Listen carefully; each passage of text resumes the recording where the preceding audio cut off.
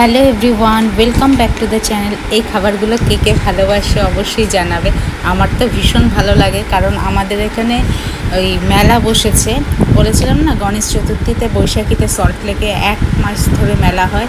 তো কালকে গিয়েছিলাম রায়নকে সুইমিং থেকে, তো গজা এনেছিলাম। গজা রায়নও ভালো খায়, আমরা সবাই ভালো খাই। ও একটু টিভি দেখছিল, তার নিচে গিয়ে দেখলাম কি করছে, তারপর বললো খাবো গজা। আর আজকে ভিডিওটা করছি সকালবেলা, তো সকালবেলা একটু খেলাখেলি করছে, এখন রান্না করতে যাব। রোববার তো চিকেন বা মাটন হবে। আর কয়েক পিস চিংড়ি মাছ ছিল, সেটা দিয়ে আলু পটল দিয়ে একটা রসা করব। সেই মশলাগুলো তোমাদের সাথে শেয়ার করছি। তো কি হয় বলো তো, রোববার দিন চিকেন খেলে আমাদের রাত্রে আর চিকেন খেতে ইচ্ছা করে না, তাই জন্য একেবারেই বেশি করে রাখলাম। রাত্রে সিদ্ধ ভাতটাই বেশি খাই। তো রায়ন চিংড়ি মাছ দেখে তো ভীষণ ভালো খায়, ওই জন্য দুটো আইটেমই করলাম, আর কিছু করিনি। ডাল ছিল, ডাল খেলে খাবে।